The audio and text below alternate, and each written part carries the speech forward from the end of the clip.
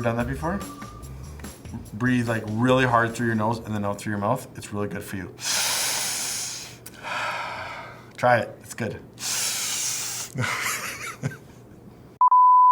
Hey everyone, welcome to our awesome announcements. I'm Mr. Matt. And I'm Miss Gianna.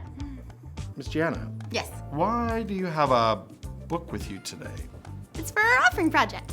What? Our offering project? What do you mean? I thought we were collecting offering for our offering project. Like money that we give to the Calgary Pregnancy Care Center, remember? You're right, we are collecting money for the CPCC. And if you have your money, you can go ahead and give it in right now. Good memory, Mr. Matt. Well, thank you, but it still doesn't explain why you have the book. Well, I'll tell you why. Because for just a little while, up until Christmas, we're also going to collect books. Books? Why books? Well, you remember how one of the programs at the Calgary Pregnancy Care Center is about helping little kids read with their families? Well, along with our offering money, each of us has the chance to bring one book to donate to. Oh, that's amazing. I love it. You know, I'm gonna go and bring all my old comic books and all my old set of adventure novels. And I think we have some really old encyclopedias that are like full of dust. No, slow down. Whoa. Those are not the kind of books that we want at all. Oh. No. Oh, really? But the encyclopedia has so much information. Toddlers don't read the encyclopedia. Oh, right. I guess not. Well, so what kind of books should I bring in? Well, all of us can bring one book. One. Just one. Oh. And it can be any kind of children's picture book. But it has to be in pretty good condition. Oh, I see. So if I have one picture book from when I was little and the pages aren't ripped and there's no marks in it with like my crayons and my coloring and all that stuff, I can bring that in? Yeah, so long as it looks good and there's nothing to get in the way of reading it. That's why I brought this one. It's not brand new, but it's still in really good shape, and a family can use this to read together. Okay, so where should I bring my book? When you bring your one book, you can hand it in to your leaders just like you would offering, and they'll make sure that it gets back to me, and I will take it to the Calgary Pregnancy Care Center. That sounds so easy. So what do you think, friends? Could you help us with this special project by bringing in our book? I think they can, and remember, it's only one book, because if we all do one, it's more than enough. And don't forget, friends, next week is Christmas Fest! Woo! We really want to see you there. We do. It's gonna be so much fun. And that's all we have for today. So we'll see you next time, guys. Bye! Hello everyone, I'm Jeremy. And I'm Ava, and we're so glad you've joined us today. We're so excited. Ava, what have you been doing today? Well, I thought today, Joe, we could play like a little game, a little guessing game. Oh, I love games. Okay, let's play. How do we do it? Well, all you have to do is guess the story. It's really simple. I'll give you some hints, and then you figure out if you can see what I'm talking about. Oh, this is gonna be so easy. I know so many Bible characters, and I've got my friends to help me out too. Let's do it. Okay, Okay. here's the first clue. First clue, okay. Oh, it's a lion. It's obviously about Daniel in the lion's den. That's so easy, of course. That's gotta be what this story's about today, right? Well, here's another Wait a clue. minute. Damn. I don't remember there being a shepherd. Daniel wasn't. I don't understand how this story's going. Do you guys have any ideas? Is these the only clues? We still have some more. More clues? Here's the next clue. A fish? How do these go together? Maybe this is about Peter. When he caught a fish, he pulled the coin out of his mouth. Or maybe this is about Jonah. He got swallowed by that big fish before he went to preach to the lion. I just don't understand how all these are gonna fit together. But we still have one more clue. I hope this one helps. That's exactly how I feel right now, because I can't tell you what Bible story I'm supposed to know this is. Well, I promise they will all make sense in the end. Let's check out our story and see if we can figure it out. Oh, good. I hope so. God's story, the prophets. So part of God's story is about the prophets, and it goes like this. Prophets are people who hear from God and share it. We sometimes think of prophets as people who know the future, but really, they know whatever God tells them, which could be anything, because God knows everything. Anyway, nowadays, God speaks to all of us. But before Jesus came and before there was the Bible, God spoke to his family through just a few people. Some of those people were prophets. 16 of God's prophets have books in the Bible named after them. And today, we are talking about them.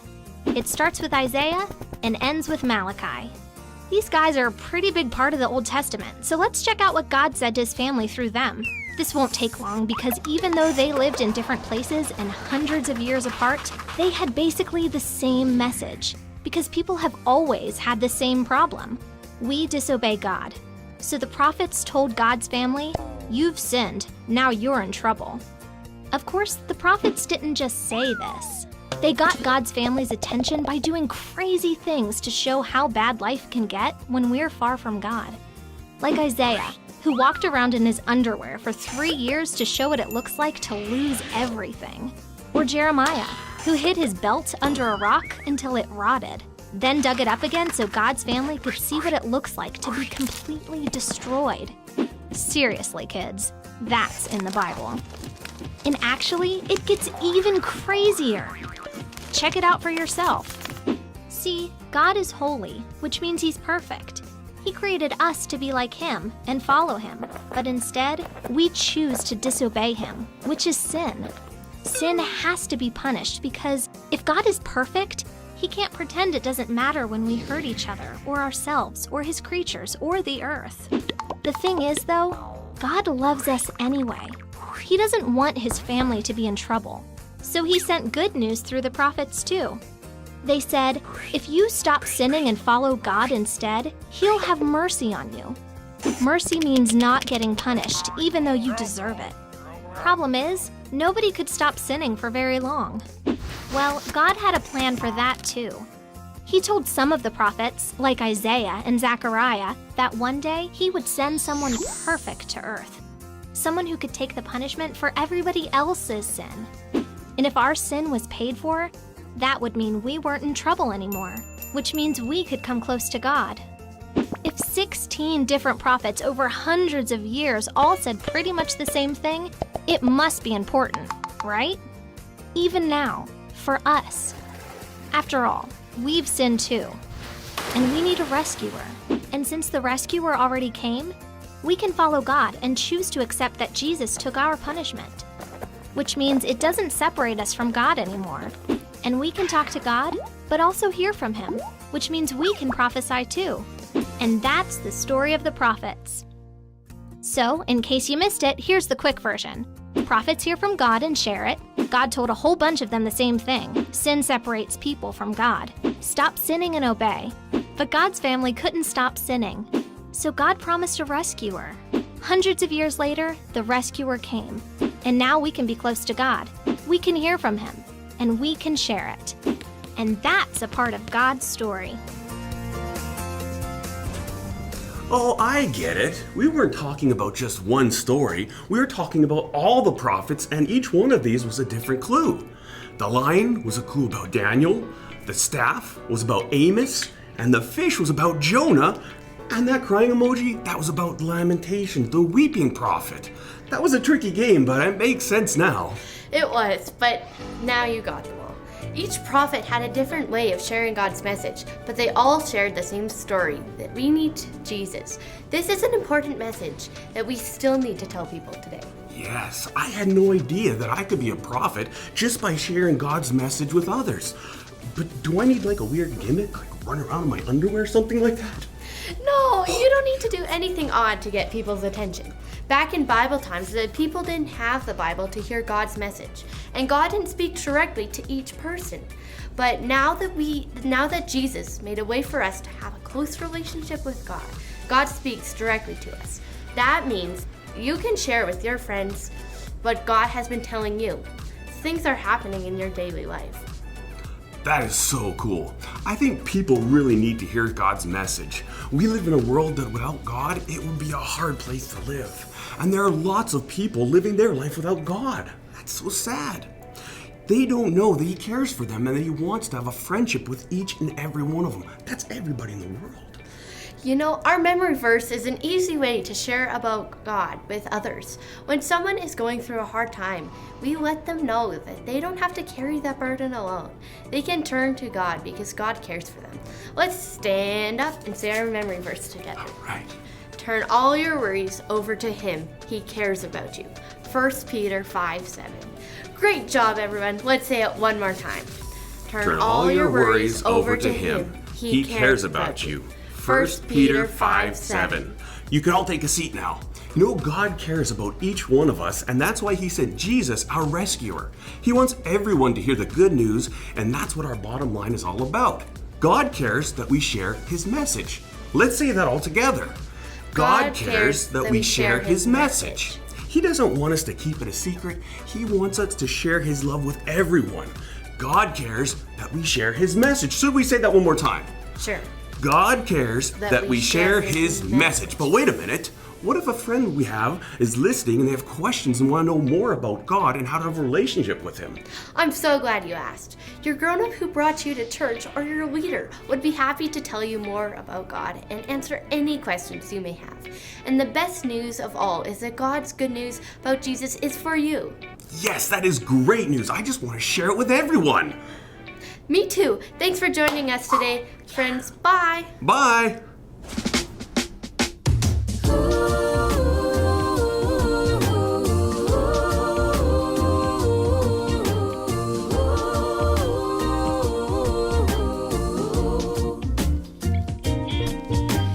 Free like a bird in the big blue sky, not a cloud or a care for a million miles. I won't worry about a thing.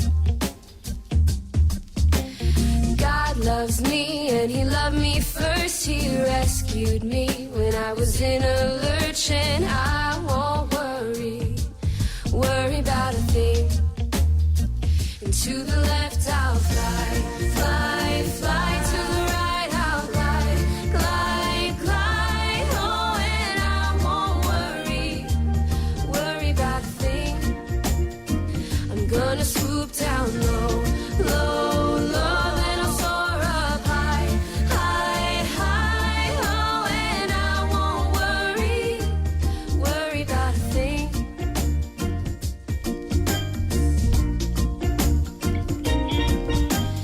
Free like a bird in the big blue sky, not a cloud or a care for a million miles.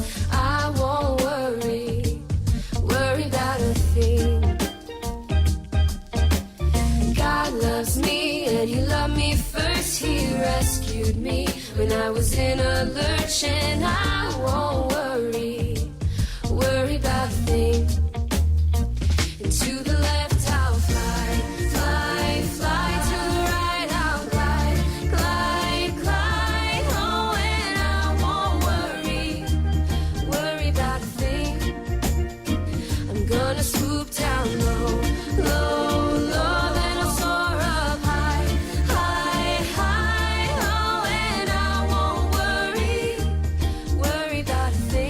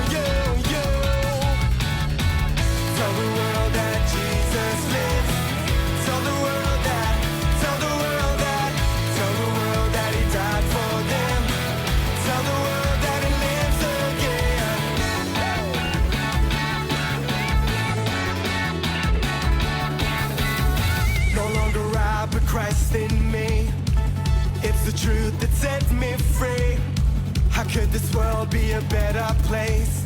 But by thy mercy, by thy grace, 'cause all I